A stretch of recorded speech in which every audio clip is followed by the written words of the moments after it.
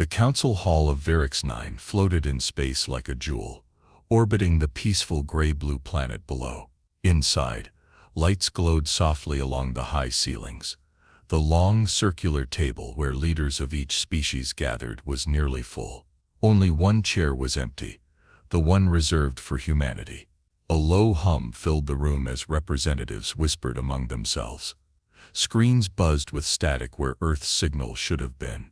For the first time in over 100 years, no human voice came through. Chancellor Vorka stood, tall and reptilian, with golden armor across his chest. He raised a hand for silence. "Begin the session," he said. His voice echoed, sharp and cold. No one moved. "Humanity has not arrived," said a voice from across the table. It belonged to Selamek, a soft-spoken delegate from the moon clans of Tyros. "We are aware," Vorka replied. "We will begin without them." "But they never miss a session," Selamek added. "This is not a delay. This is something else." Screens around the hall flickered.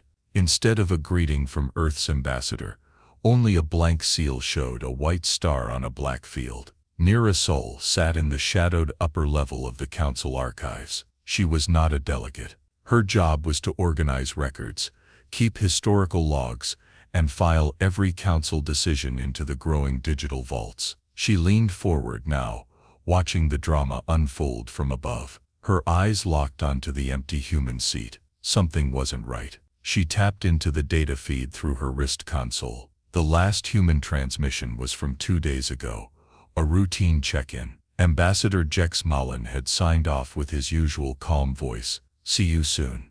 That was the last message. No warning, no emergency, just silence. Back in the hall, Chancellor Vorka's tone grew firmer. "I declare a motion for emergency protocol," he announced. "Humanity's absence is unexplained. Until we confirm their safety or intent, we must assume a potential threat." Several species objected. "That's too soon," cried a delegate from the floating cities of Aeon 5. "There's no evidence of foul play." Vorka bared his teeth. "There's no evidence of anything, and that is what makes it dangerous." The session ended with tension thick in the air. No decisions were made, only fear planted. Delegates filed out in silence. Nira stayed behind. She stared at the frozen human seal on the screen. She whispered, "Why did you leave, Jex?" That night, back in the archive chambers, Nira began to search through old logs. She wasn't sure what she was looking for, just a feeling that something had been missed. A name blinked on her screen. Malin, Jex. Final address drafts. She opened the file. A soft voice played, calm, clear, and human. "If you're hearing this," Jex said, "then we're gone. But not in fear. We're going somewhere, further." Nira leaned closer. Her heart beat faster. Something was happening. Something big. The next morning, the halls of the council station buzzed with quiet panic. Word had spread fast. Humanity was gone. No contact, no trace. Delegates whispered inside rooms. Eyes watched every screen for updates that never came. Nira Sol sat in the cold, dim light of Archive Room 17. The chamber was deep underground, filled with long shelves of glowing data crystals, and echoing with the hum of ancient machines. She replayed the message she had found the night before. "If you're hearing this," Jex said, "then we're gone. But not in fear. We're going somewhere, further." Nira frowned. "What does that mean?" She scanned the file again. The message was part of a hidden folder, buried under diplomatic summaries and old council speeches. Most would never find it unless they were looking, unless they knew to look. Nira didn't know. She just had a feeling. She began to open more of Jex Malin's archived logs. Most were boring. Reports on trade talks, votes on minor treaties, mission updates. But then she found one marked personal. UN filed. The file opened with a static burst. Then Jex's voice came through again, quieter this time. "The council is afraid of change. It holds power with careful balance. But humanity has always stepped forward, even when the path was unclear. We have found something new, something beyond this council, beyond war, beyond fear." Nira's eyes widened. "What did you find?" she whispered. The message ended with coordinates, not of Earth, but of an empty space far beyond the mapped galaxy. She saved the file to a private folder on her console. She didn't know if she should tell anyone yet. The council was already on edge. If she said humanity had left by choice, the panic might explode. In the upper levels of the station, Chancellor Vorka held a press briefing. "We cannot allow chaos," he said. "Until humanity explains their actions, we must assume danger. Emergency surveillance measures will begin today. All council members will report internal movements." Delegates murmured among themselves. Cameras flashed. A heavy silence followed Vorka's words. Fear spread like smoke. Meanwhile, Nira stayed hidden in the archives. She pulled out a small recording device and began making her own notes. Day 1. Humanity is gone. The council is afraid. But I think this was no accident. I think they planned this. She leaned back in her chair, staring at the blinking cursor on her console. Then something strange happened. Her screen flickered. A line of text appeared. "We're not running. We're reaching." It wasn't from any log she'd opened. It looked like it was typed live. Nira's breath caught in her throat. She typed back quickly. "Who are you?" No response. The message faded. She sat in the silence for a long time. What was humanity reaching for? Where had they gone? And were they still watching? The next few days passed in tense silence. No word from Earth. No ships seen. No signals received. It was as if humanity had erased itself from the galaxy. Inside the council station, fear was growing. Delegates argued behind closed doors. Trade shipments were delayed. Some species pulled their ambassadors back to their homeworlds. The balance that had held the galaxy together for a century began to shake. Chancellor Vorka responded the only way he knew how: more control. Security bots marched through the station in pairs. Identification checks became routine. Messages were monitored. Privacy faded. All in the name of stability. Nira Sol watched it all unfold from the shadows of the archive chambers. She no longer trusted the open halls. Eyes were everywhere. Whispers traveled fast. But her search continued. She remembered the strange message that had appeared on her screen. "We're not running. We're reaching." It hadn't come from any council system. It wasn't stored in the archives. It was something else. She dug deeper into the human data vaults. Hidden behind layers of code, she found something unusual. An encrypted folder labeled "The Quiet Departure." The name gave her chills. It took hours to crack it. Most archivists weren't trained to decode live data streams. But Nira had always been curious, always learning more than she was supposed to. Inside the folder were maps, not of planets, but of space itself. Deep space, areas beyond charted territories. Blank zones where no signals came back, where most ships never returned. In the center of one map was a blinking point of light. A single human symbol marked the location. A rising spiral. Below it were 3 words: "We've stepped forward." Nira sat back, stunned. They hadn't disappeared. They had chosen to leave. But why? She started recording again. Day 4. I found the map. Humanity left willingly. They're heading somewhere beyond known space. I don't think they're running from danger. I think they're chasing something greater. But if the council finds this first, they'll twist it. Suddenly the door to the archive chamber opened with a hiss. Nira froze. 2 guards entered, scanning the room. She quickly shut down her console and hid the data chip inside her coat. "We're conducting random checks," one of them said. "Stay seated." They scanned her ID, looked around the chamber, then left. Nira waited until the footsteps faded.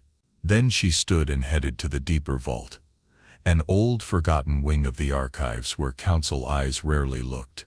There, buried in dust and silence, she stored a backup of the map. If anything happened to her, someone had to find it. Back in the council chamber, Vorka stood before the delegates again. "We are seeing fractures," he said. "Species are retreating. Trade is slowing. If this continues, we risk collapse. We must take control." Selamek stood. What if control is the problem? What if fear is what's breaking us apart? Vorka narrowed his eyes. Fear is not the threat. Ignorance is. And ignorance begins with those who spread false hope. Down in the archive wing, Nira opened one last file. It was a recording of Jex Mallin's voice. Older, wearier. They won't understand at first. They will be afraid. But maybe one day, someone will see what we saw. She closed her eyes. She was beginning to see. Nira couldn't sleep. The halls of the council station were quiet, but the silence was heavy. She paced her small quarters. The human map chip hidden in her jacket, close to her skin. Each day the council grew colder. Vorka had pushed new emergency orders. All private files were now subject to review. Any trace of human records would be flagged. The council feared that knowledge was more dangerous than weapons. And Nira had something powerful. She stared at the chip. It was more than a map. It was proof that humanity had not run away, but had gone forward. Willingly, peacefully. But where and why now? Nira made her decision. She couldn't stay silent. That morning, she went to see Selamek. The Tyrosian delegate had always been thoughtful, and she had spoken against Vorka's growing control. If anyone would listen, it would be her. Inside Sela's office, Nira laid out the chip on the table and explained everything. Jex's hidden messages, the quiet map, the strange line of text, and the signal that said, "We're not running, we're reaching." Selamek listened carefully, her silver eyes shining. When Nira finished, she whispered, "This will divide the council." "I know," Nira said. "But the truth matters more." Sela nodded. "Leave it with me. I'll bring it to the inner circle." Nira hesitated, then handed over the chip. She felt a weight lift as she left Sela's office. That feeling lasted exactly 2 hours. Then the alarm sounded. Guards stormed the archive levels. Nira's console was taken. Her quarters were sealed. And a message came through her wrist link. "You are to report to the Chancellor's Hall. Immediately." She went. She had no choice. The council chamber was half-lit and quiet. Only Vorka stood inside, his back to her, staring at the large window that showed the stars. When he turned, his eyes were hard. "You stole private records. You hid sensitive information. You passed it to a delegate, without permission." "I found the truth," Nira said, keeping her voice calm. "Humanity didn't abandon us. They ascended, moved beyond the edge of known space. They left clues, peacefully." Vorka stepped closer. "That truth will destroy everything we've built," he said. "Order depends on fear. Fear keeps systems stable. What you offer is not hope, it is uncertainty." "Or maybe," Nira said, "you're just afraid of losing control." The Chancellor's eyes flared, but he said nothing for a long moment. Then he stepped back. "You will confess to tampering with records, and return all data," he said. "Or I will declare you a threat to council security." Nira shook her head. "No." Vorka smiled slightly. "Then you leave me no choice." He raised his hand. But before he could give the order, the doors burst open. Selamek stood there, holding a data crystal. "I uploaded the human message," she said. "It's playing now across all council channels." Vorka's smile vanished. All over the station, Jex Mallin's voice filled the air. "We leave not in fear, but in hope. We step forward to a new horizon. Do not follow unless you are ready. Do not fear what we've become. We are still human. Just further." Silence fell in the chamber. Nira stood tall. "They didn't abandon us," she said. "They believed we could understand." Outside, chaos was beginning, but also questions. The council station was no longer calm. Jex Mallin's voice echoed across every corridor, every chamber, every personal screen. "We leave not in fear, but in hope. We step forward to a new horizon." Delegates froze where they stood. Some sat down. Others whispered to each other. A few wept. The message repeated once more before the feed went silent. Nira stood in the center of the chamber, facing Chancellor Vorka. The room felt smaller now, as if the weight of truth had changed its shape. "You've broken unity," Vorka said. His voice was low, almost a growl. "I've shared truth," Nira replied. That's what keeps us together. Not control, not fear. He stepped forward, towering over her. They'll panic. Some will think humans found something better. They'll want to leave too. Then maybe we should ask why, Nira said, standing her ground. The chamber doors opened. Delegates returned one by one, drawn by the message. Selamek joined Nira's side. Others followed, representatives from Aeon 5, the Thalun swarms, and the Echo worlds. We have heard the humans farewell, Selamek said calmly, and we must now decide who we are without them. Vorka slammed his fist on the table. They deserted us. No, Nira said. They evolved. They chose to grow. Outside the chamber, the station stirred with unrest. Protests broke out. Some demanded tighter control. Others wanted open exploration. A few species prepared to leave the council entirely. Ships detached from docking bays, their lights blinking like distant stars. No one knew where they were going, but they were moving. Back inside, Nira accessed the central holoscreen. She played another log, Jex's final message, never meant for broadcast. If you find this, it means you're still searching. That means there's hope. Don't let fear decide your future. Let curiosity lead. Let courage guide. The room fell silent. Even Vorka said nothing. Nira stepped away from the screen. Her voice was quiet but steady. We don't have to follow them, but we can learn from them. The council sat in silence. No vote was called. No orders were given. For the first time in years, there was no clear path forward. That night, Nira walked through the empty observation deck. She looked out at the stars, at the darkness beyond the known systems, and then on her console, a signal blinked. She opened it. It was simple, a string of coordinates, and one human word. Welcome. Nira smiled. They were still out there. They hadn't left everything behind. They had simply moved beyond it. Days passed. The council had changed. No new laws were passed. No punishments were handed down. For the first time in a century, the council simply listened. They listened to each other, to their people, and to the silence that humanity had left behind. The station was quieter now, but it wasn't empty. Delegates still came and went, though some chairs remained unfilled. A few member species had chosen to leave.